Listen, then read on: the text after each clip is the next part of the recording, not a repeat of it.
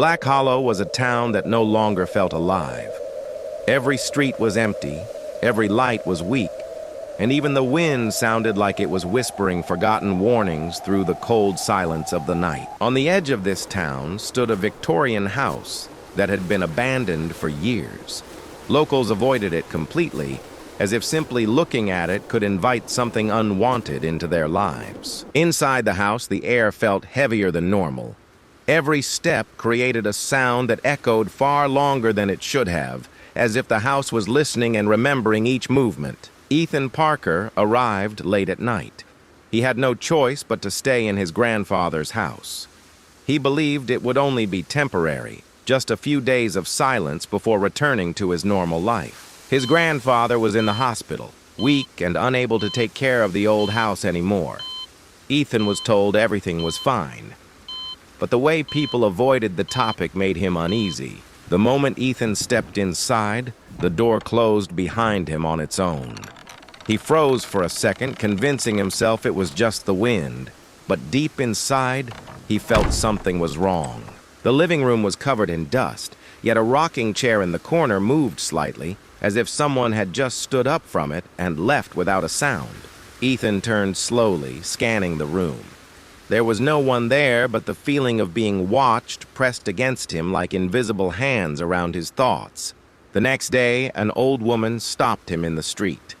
Her face looked pale and serious, as if she had seen something she was not supposed to see. She whispered a warning. If the phone rings at exactly 12:07, never answer it. Her voice trembled, as if she had said this many times before to people who never listened. That night, Ethan couldn't sleep.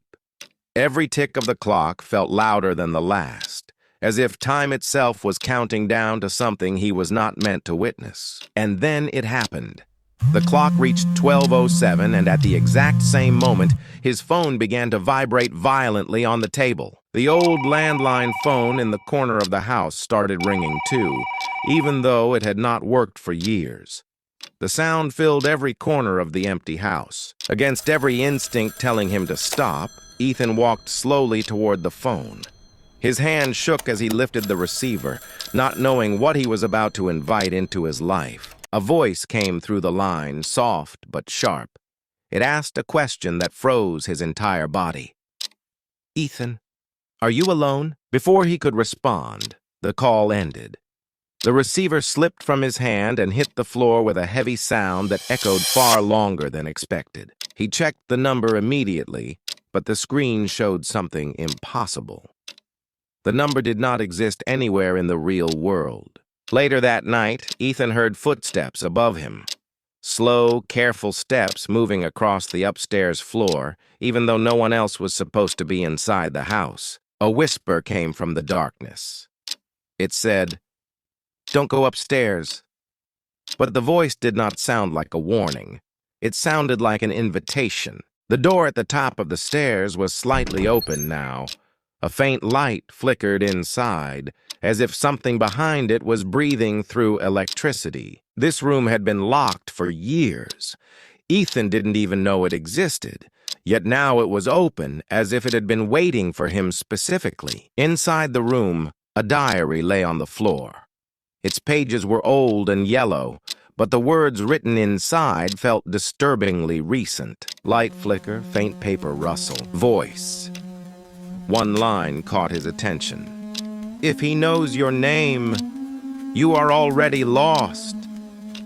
Ethan felt his stomach drop as he read it again and again. Beneath the warning, a name was written, Emily Parker.